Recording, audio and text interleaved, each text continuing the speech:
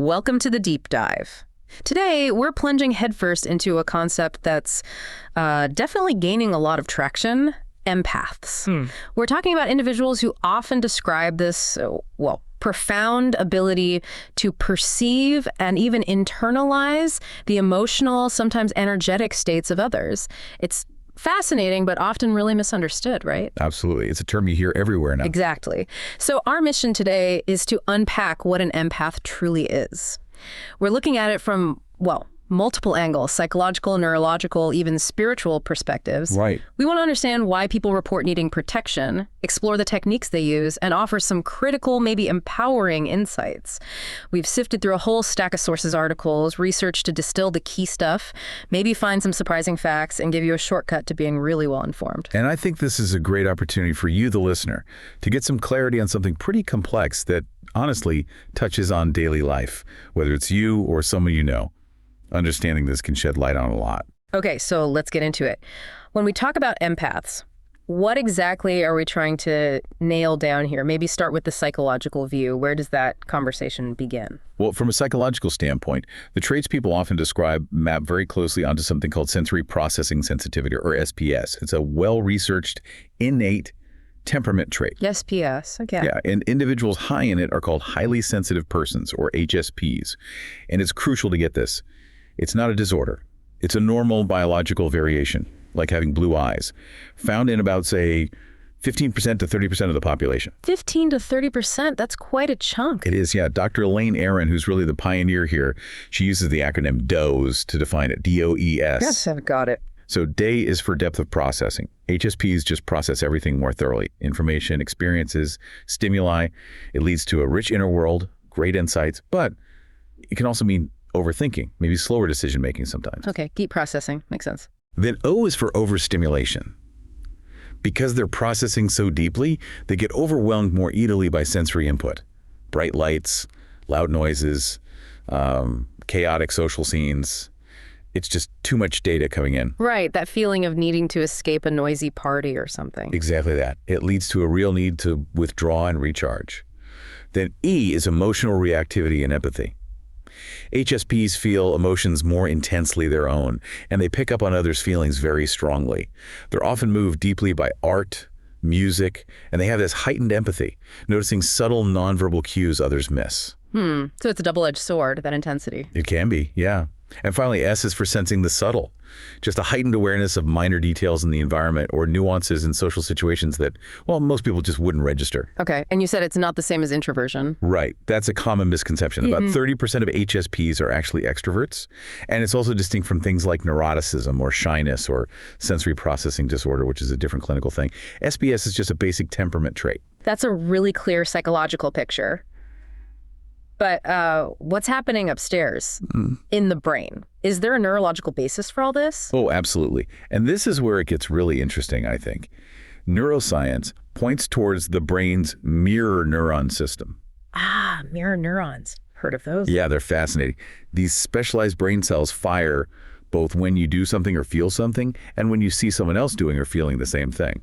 They're fundamental for learning, imitation, compassion. Understanding others, basically. Exactly. Now, the hypothesis for HSPs is that their mirror neuron system might be, let's say, hyper-responsive or just more active. So they're mirroring more intensely. That's the idea. This heightened neural mirroring could be why people report subjectively feeling like they're absorbing others' emotions. The sort of neurological boundary between self and other becomes a bit more permeable. Wow, okay. Is there research backing that up? There is. A key fMRI study, Acevedo and colleagues back in 2014, looked at HSP's brains. They found that higher HSP scores correlated with increased activation in brain areas linked to awareness, empathy, and that self-other processing places like the insula, the cingulate gyrus. So direct evidence of different brain activity. Yep. It supports the idea that the HSP brain is genuinely wired for deeper processing of the social and emotional stuff. And you can see an extreme but informative example in something called mirror touch synesthesia, MTS. Mirror touch synesthesia, what's that? It's rare, maybe 1.6 to 2.5% of people have it. They literally feel a tactile sensation on their own body when they see someone else being touched. Whoa. Seriously. Yeah. And people with MPS also tend to score very high on measures of affective empathy. It kind of provides a proof of concept for how those neurological self-other boundaries can genuinely get blurred. Okay, that gives us a solid scientific grounding. But we know the term empath isn't always used in that strict psychological or neurological sense, right? It often comes from a completely different place. That's very true. In spiritual circles, New Age thinking, esoteric traditions, the definition of an empath really expands. It moves into the realm of, well, psychic or subtle energy perception. Yeah, how so? From this viewpoint, an empath senses and absorbs not just emotions, but things described as subtle energies, maybe thoughts, even physical symptoms from other people, animals, or environments. It's often framed as a spiritual gift or a particular sensitivity. Right. You hear about auras and chakras in this context. Exactly. This framework often talks about an energetic anatomy. The aura, seen as this multi-layered electromagnetic field reflecting health and state and chakras' energy centers in the body. Empaths are often described as having porous or permeable auras, making them susceptible to picking up environmental energies. So the protection techniques here are about managing that energy field. Precisely. Cleansing it, strengthening it. But it's also important to acknowledge there are critical perspectives from, say, traditional theology.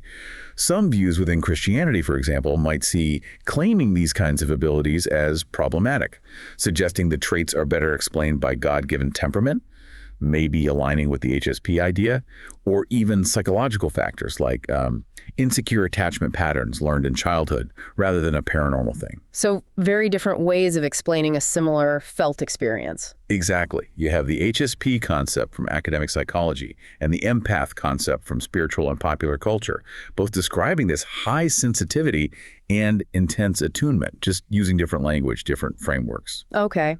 But regardless of the framework, this feeling of being overwhelmed seems central. That seems to be why people talk about needing protection. Yes, the need for protection really stems from that predictable state of overwhelm in highly sensitive people. It's a direct consequence of having a nervous system wired to process so much so deeply. So when someone feels completely swamped by other people's emotions, is it really an excess of empathy? Or is something else going on? That's a really critical distinction. Often, what feels like too much empathy is more accurately described as a high susceptibility to emotional contagion. Emotional contagion. Yeah. Think of cognitive empathy as a conscious thing, understanding someone's perspective while knowing it's their perspective, maintaining that self-other boundary. Emotional contagion is more primitive, automatic, largely unconscious. It's like catching emotions, often through mimicking subtle nonverbal cues without even realizing it. Ah, okay. Like yawning when someone else yawns, but for feelings. Kind of, yeah. And that's the burden for many who identify as empaths. It feels intrusive, uncontrollable. So the goal of protection isn't really to block valuable cognitive empathy, but to manage that automatic, overwhelming contagion. It's about inserting a conscious pause, a filter.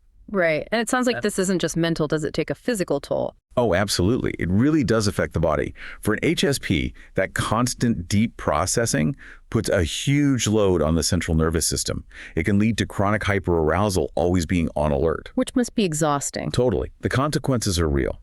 Profound exhaustion, persistent anxiety, even depression. Burnout at work is common, and physical symptoms too. Tension, headaches, digestive issues, sometimes even panic attacks. So seeking protection isn't just woo-woo. It's often a logical response to try and mitigate these very real debilitating effects. Okay, that leads to another term you hear a lot. Energy vampires. How does that fit into this picture? Is it literal? Right, energy vampires. While it sounds mystical, we can really demystify it using what we've just discussed. An energy vampire isn't some supernatural being. Usually it's just an individual whose behavior patterns are particularly taxing for an HSP. Like what kind of patterns? Think maybe someone with strong narcissistic traits or someone who's chronically complaining or just very emotionally dysregulated. These behaviors act as powerful triggers for the HSP's already sensitive system. Ah, so the draining feeling isn't them sucking energy, it's the HSP system working overtime. Exactly. It's the immense cognitive and physiological load of processing all that complex, often negative social information.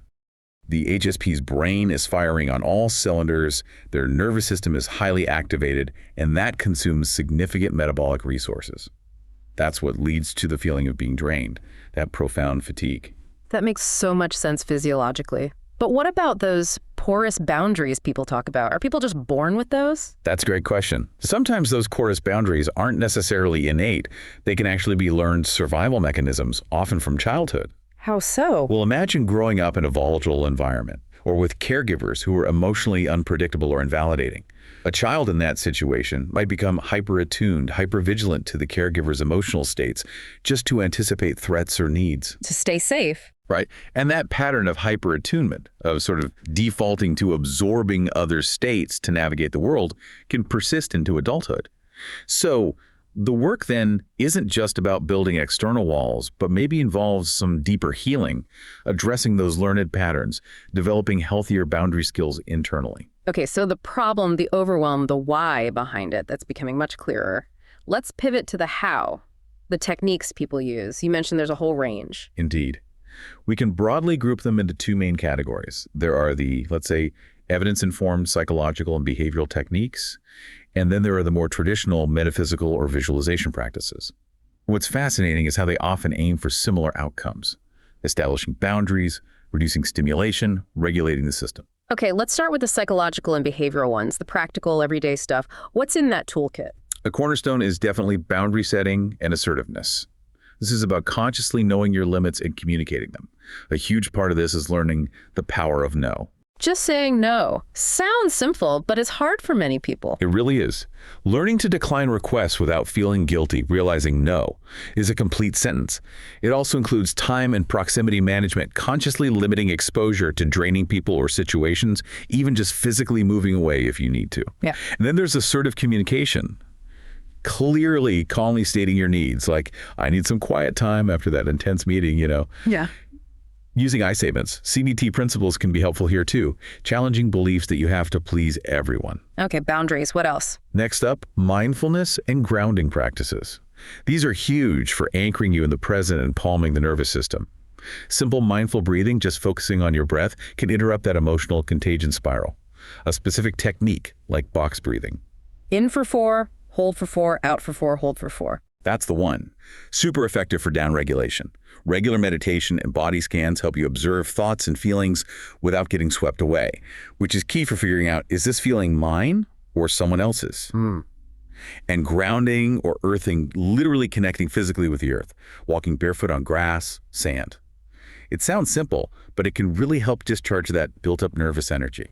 Using the body to calm the mind makes sense. What about bigger picture lifestyle things? Absolutely. That's strategic self-care and lifestyle architecture. Proactively structuring your life to support your sensitive system. Prioritizing sleep is non-negotiable. HSPs often just need more sleep. Nutritional stability, avoiding big blood sugar swings, helps keep mood stable. Schedule downtime, intentionally carving out solitude just for decompression. A digital detox periodically, reducing that constant virtual input. And time in nature research shows it's incredibly restorative for the nervous system. Building a supportive lifestyle, not just reacting. Exactly. And tied to that is environmental curation, actively shaping your physical surroundings. Decluttering reduces visual noise. Sensory modification, using dimmer lights, noise-canceling headphones, maybe avoiding super crowded places when you can. You can even create little psychological barriers in shared spaces, like using plants or photos to visually mark out your personal zone.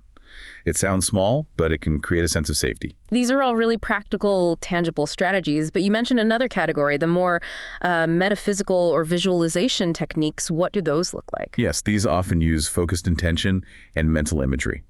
Under visualization practices, you have things like the light shield. You visualize a bubble of bright white gold, maybe pink, surrounding you, acting as a filter, blocking unwanted energy but allowing positive connection. Absolutely, like an energetic boundary. Pretty much. Or the cloak of protection, imagining pulling on a heavy, maybe velvet cloak that acts as a magical barrier, something you can consciously put on before entering a challenging situation. Some people visualize the reverse mirror, their aura surrounded by mirrors facing outward, reflecting back anything unwanted. And their spirit animal invocation, calling on the archetype of a protective animal, like a wolf or a jaguar, for strength and guidance. Interesting imagery. What about clearing energy? Right, that falls under energetic hygiene and clearing. Practices like smudging, burning sacred herbs, typically white sage, to cleanse your personal energy field and your space. Using protective crystals is popular, carrying or wearing stones like black tourmaline, smoky quartz, amethyst, labradorite. The idea is they absorb or repel negative energies. Lots of people swear by those. Yeah, and saltwater cleansing, taking baths with Epsom salts or sea salt, believed to neutralize absorbed energetic gunk. And sound clearing, using things like singing bowls, bells, or chimes to break up stagnant energy in a space or around yourself. The salt bath sounds nice regardless. Any other simple ones in this category? There's a very direct one. The return to sender mantra. If you suddenly feel an uncomfortable emotion and suspect it's not yours, you take a deep breath and state firmly, maybe aloud or internally, return to sender, maybe 3 times. It's like a command asserting your energetic space. Return to sender. Got it. Now, underpinning all of these techniques, both psychological and metaphysical, there's a foundational meta technique, self-interrogation. Self-interrogation. Yeah. The crucial act of pausing the moment you feel overwhelmed or feel a strong negative emotion and asking yourself, is this feeling mine? Just asking that question creates cognitive distance. It shifts you from being in the feeling to observing it. And that pause is what allows you to then choose and apply any other technique, whether it's setting a boundary or visualizing a shield. That moment of awareness is key. It's absolutely fundamental. So you see, there's this whole toolkit, from practical boundary setting to visualizing light shields, all aiming for similar goals. Self-regulation, energetic integrity, managing overwhelm. Okay, we've covered the what and the how, but let's dig a bit deeper. Is focusing so much on protection always the best approach? Are there other ways to think about this whole experience? That's a really important, more advanced point. There's a compelling counter-narrative emerging that questions this constant focus on shielding from external bad vibes. Oh, what's the alternative view? This perspective suggests that feeling drained or emotionally triggered isn't necessarily about an external energetic attack or invasion. Instead, it might be that the external situation or person is activating your own unprocessed emotional wounds or patterns. So the other person is like a mirror. Exactly. They're not the source of the pain, but they reflect something unhealed within you. So this view makes a critical distinction. Empathy, when it functions as absorption, could be interpreted as, I feel what you're feeling inside me right now because I have similar unprocessed feelings. It points to an enmeshed state, maybe based on shared wounding. Okay, versus Compassion, which would be more like, I can understand and hold space for what you're feeling without taking it on because I've already felt and processed that kind of emotion within myself. This is about connected detachment, self-awareness, having done your own inner work. So triggers become diagnostic tools. Precisely. Instead of just failures of protection, moments of overwhelm become opportunities for self-inquiry. What in me is being activated right now? It shifts the focus from external defense to internal healing. That's a profound shift, and also makes me wonder, stepping back even further, some people question empathy itself. Is empathy always inherently good? Or can it have downsides? Yeah, that's another crucial layer of critique, often discussed in philosophy and psychology. The argument is that raw, unregulated empathy, while it feels virtuous, can actually be a pretty biased and unreliable guide for ethical decision-making. How so? Bias? Well, think about in-group favoritism. We naturally feel empathy much more strongly for people we perceive as being in our in-group, our family, our friends, people like us. This can lead to parochialism, where we fiercely support our own group, but are indifferent or even hostile to the suffering of outsiders. Yeah, you can see that playing out. Then there's the identifiable victim effect. Our empathy sparks intensely for a single, specific person's suffering. Think of a news story about one child needing an operation, but it's much less responsive to large-scale statistical tragedies involving thousands or millions of faceless victims. So we donate massively to the one, but ignore the many. It can lead to that kind of irrational resource allocation, yeah. And another point is that intense empathic connection to individual suffering can sometimes obscure systemic injustice. Feeling someone's pain might give us a sense of moral engagement that lets us off the hook from examining our own complicity in the larger social or economic systems that create that suffering in the first place. Wow, so empathy needs guidance. That's the argument. Empathy needs to be guided by cognitive reasoning, by principles of justice, by a more detached, rational form of compassion to be a truly reliable moral force. The popular empath identity, which often really valorizes feeling everything so deeply, needs to be balanced with this understanding. That very sensitivity, if unregulated, isn't just a personal challenge. It can have broader ethical blind spots. Okay, so putting all this together, what does this mean for you, the listener? If you identify as highly sensitive, how do you navigate this?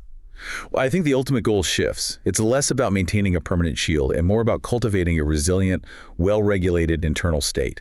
It's a paradigm shift, really, moving from being reactive and defensive to being proactive, consciously building a robust nervous system, clear psychological boundaries, and deep self-awareness. So the techniques are tools for building strength, not just walls. Exactly. They help build a stronger internal foundation. And those moments of being triggered, they become valuable data points, signposts for where deeper internal work might be needed. It's about transforming sensitivity from feeling like a vulnerability into a source of strength and insight. What's the ideal state then, the advanced skill we're aiming for? I'd call it compassionate detachment.